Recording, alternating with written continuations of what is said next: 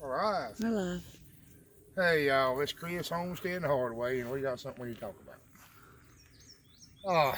I've put up several videos trying to show people how to do a traditional row crop garden. And I keep getting people making comments that it's a waste of space, that you could use raised beds and grow so much more in that same area. And I've kind of tried to talk to some of them and say, look, you don't know what you're talking about. You can't get down in between the rows. I mean, we do 48-inch rows. That means it's 48 inches from there to there. It's a good example.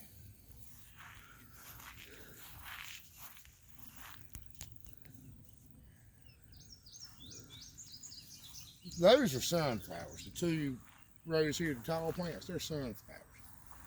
And they're planted mainly just to give you a little extra room, just to take up a row between the squash and the cucumbers.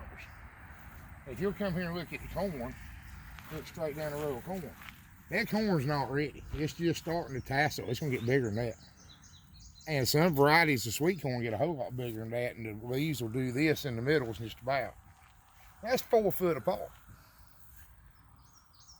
I'm going to give you a counter opinion that a raised bed is a waste of space.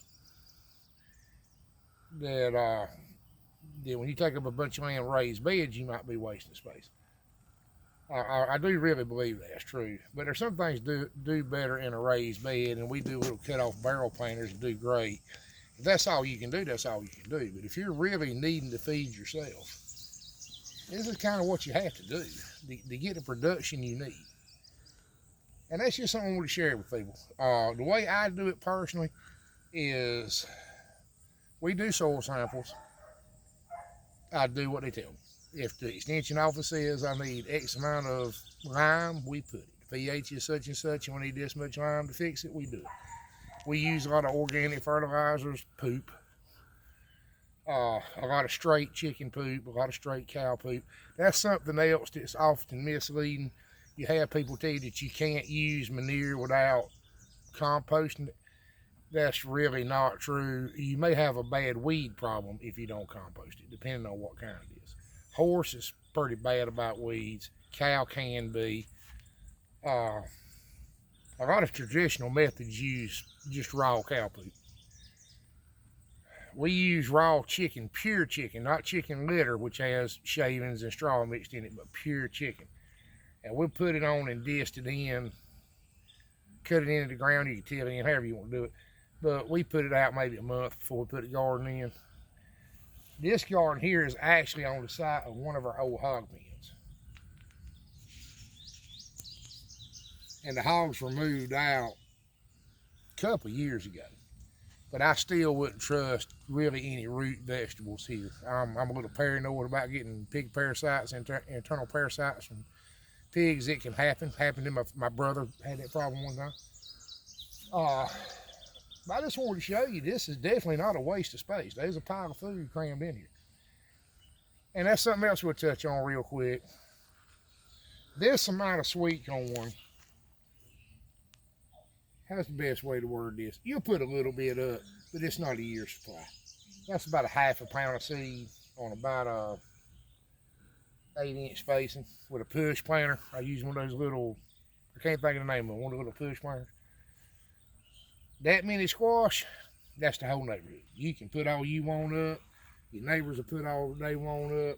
I mean, that's plenty of squash for several families. And we don't have time to show you today, but this is the second garden. We plant one garden early. It's on really light sandy land. That's where we put the potatoes, the onions, which onions don't do good there, but that's where we try to put the onions, the cabbage, the broccoli, any of the early stuff. And we'll put some squash and cucumbers there too. Well, the squash we planted on Good Friday are done. They're burnt up, drought got them. These are just starting to come off. If I really wanted to, felt like I needed them, we could squash and cucumbers, we'd go back and replant them. They would do okay now. It's June in North Carolina. We do have a row of some of the best looking onions I've ever had.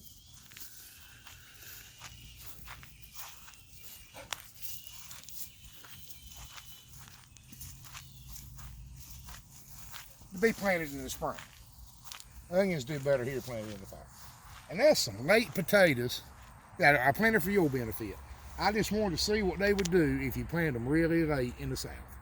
The girl at the feed store gave me a bag of seed potatoes, and I set them out. Now they're white potatoes or Yukon Golds or something different than the red potatoes we normally grow. But I just want to see what they would do planted really late. If they would grow, if they'd rot, what they would do. If you're a normal viewer, you know we have trouble with flooding down here. We have some commercial watermelons over here that flooded. And the grasses too. We did a video talking about the grass taking it. And like corn, there's really nothing you do for corn chemical-wise. There's no spray for sweet corn unless it's Roundup Ready sweet corn, and most people don't grow that. We can't even get that here. So if the grass gets to the point it's bothering me, from now on I can either till the middles of the rows or I can weed eat them. That's about all I can do. But if you see no worse than this garden is, this was plowed and chopped until it got too big to get into it. See, you know, you can't get a tractor over this corn now, so you can't plow it. Like the cucumbers and squash get so big the tractor won't fit over them. But you see, it's not any worse than it is, and by the time we get through with this, it won't be so bad you can't get in it. Depends on how much it rains. So all that being said, I'm not saying you have to have a tractor to tend your garden. That's the only way you can do it is with a tractor. It's traditional around here, that's the way everybody does it, but push plows, tillers, just a regular weed hoe. And you can do a whole lot in a raised bed. If that's all you have the room for, by all means do it. But I'm getting a little fed up with false information. I'm getting a little tired of trying to argue with people about stuff they don't know what they're talking about. And I just wanted to show you this. You'd be amazed at what I get. We're trying to do this channel to help people. We're not doing it for profit. We're not doing it for any other reason than to benefit people trying to learn how to grow their own food. And I get some of the most foolish arguments and comments that have ever been made. No bigger than we are, no more people than watch us. I still get a bunch of them. And they're all going off what some other YouTuber said. So I'll go watch the other YouTube video, and it's tragic. I mean, if you listen to what these folks tell you, I'm not saying you got to do it like I do, because there's 50 different ways it'll work. But you need to be careful where you get your information at. You know, I was talking to a viewer the other day. I have some viewers that we talk to on the phone, some we email a lot, that we try to help get started. And something I told them that I tell y'all, we're not doing this to make a living off of YouTube. I'm doing this to live and just happen to be making YouTube videos about it. There's a big difference. And I've told you before, I'm not a commercial channel. I'm not a professional channel. We're not here to sell you t-shirts. We're not here to really benefit at all for us. We're just doing this to help people. We are monetized, and that little $27 a month we make, we can take it or leave it. You know. But just be careful where you get your information from. There's too much false information. And we figured out how that happens. I finally figured out how that happens. I got my junior detective merit badge a few years ago, and I put it all together. What happens is some channel, big channel, small channel, whatever, makes a video that turns out to be popular. The information in it is nowhere near correct, but it sounds good, or it looks good, or if it plays into the fairy tale everybody has. So they get a bunch of views, a bunch of likes. Well, some other YouTuber sees this video and copies it, word for word, as close as they can, and it does pretty good for them. So somebody else sees it. And to the point, if you Google something, that's what you get, is all these real popular videos that are totally full of crap. And people assume because they're the most popular video, it's the best information. And it hurts people, folks. It hurts people bad. I deal with it. We live in Homestead Central. We live where everybody moves to out of the big towns, come out here and buy a 5-acre farm and try to do it. And I deal with it in real life every day. So just watch where you get your information. Remember, you can do this. This is well within your abilities. You don't have to be Superman. You don't have to be Wonder Woman. You can do it. You just got to have a little perseverance. Understand that half everything you do is going to go wrong. You do not have control over this. You do not have control. The weather has got too much control. And you can do everything right when it comes to farming and still not get the right result. Just remember that. It ain't you. I get a lot of questions, a lot of comments. People are struggling. They're ready to give up. Don't give up. It just ain't you. I mean, it's not your fault. Next year will be better. Just always remember that. Next year will be better.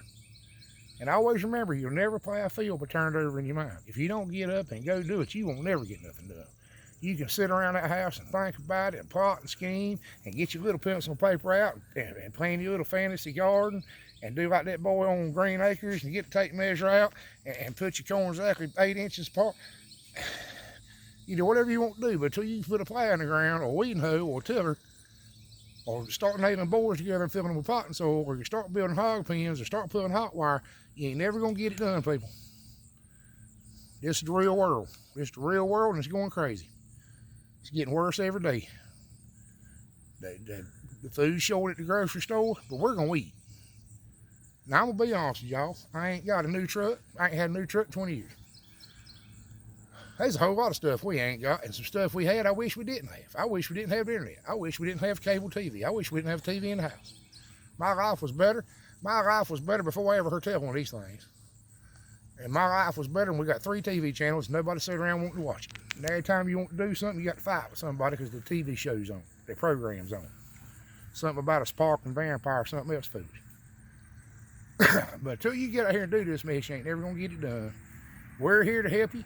There's 10,000 other YouTube channels that are giving good information. They're showing you how they're doing it. Maybe a totally different way than I do it, but it works. And you can't do everything I do.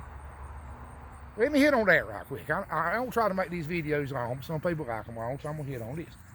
I can do things you can't. You can do things I can't. We're always limited by finances. There's no budget for none of this stuff. We live in East North Carolina, a very poor area and a kind of a poor state. And money's always the issue. I make really good money. My wife makes really good money, but you know how it is, folks. It takes it. It burns it up. It evaporates. You can't save it. But I have a lot of other resources. I have a lot of agriculture around me. I have a lot of friends. All my friends are into agriculture. I work in agriculture every day. So I get hand-me-down stuff. I get hand-me-down tractors, hand-me-down tools, hand-me-down. Anything I need is available from some old farmer that's retired that likes me good enough to let me get it in a deal and give it to me. That's an advantage you don't have. There's always some livestock facility here I can tear down. If I need 10, I can go tear an old hog pen down somebody else had. And plus, like I said, we're in Homesteader Central, where everybody moves to the homestead, and they fail. I'm not going to lie to you, 90% of them fail horribly. Mainly because they won't listen to people that's already doing it, if you want the truth about it. They get these ideas about being organic, and you can't convince them that ain't going to work, and then they watch YouTube and hear. My personal favorites, I've heard this same story 3 times from 5 different people, or 5 times from 5 different people.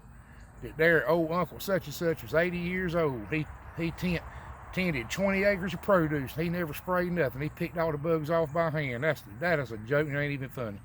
Anybody that's had any experience at all knows that ain't true. But people eat it up if they've never done it. They want that to be true. They want the fairy tale to be true so bad. But you can do all this. Just get up and go do it. Try to find somebody. If you can find somebody local, if you can find somebody in your neighborhood that's somewhat successful, go talk to them, because they can give you better information than anybody that don't know what you're dealing with in your area. Here, fire ants run you crazy.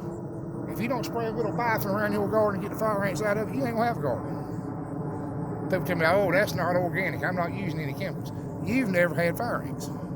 If you had to deal with a fire ant for 5 minutes, you'd gas them, I promise.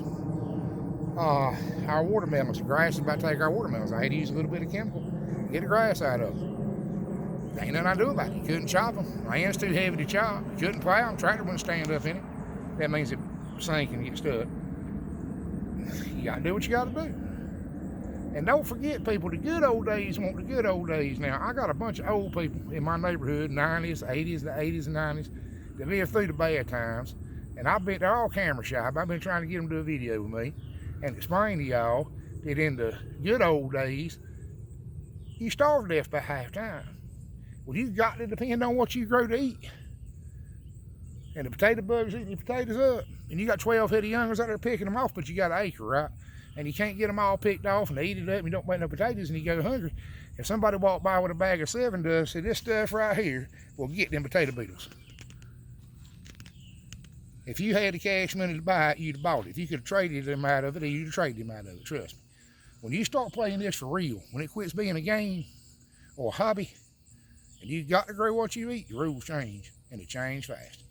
So y'all just remember that. Get up and get after it, and I appreciate you watching. I got to get back to work. I ain't got about 5 minutes. I'll talk to you later.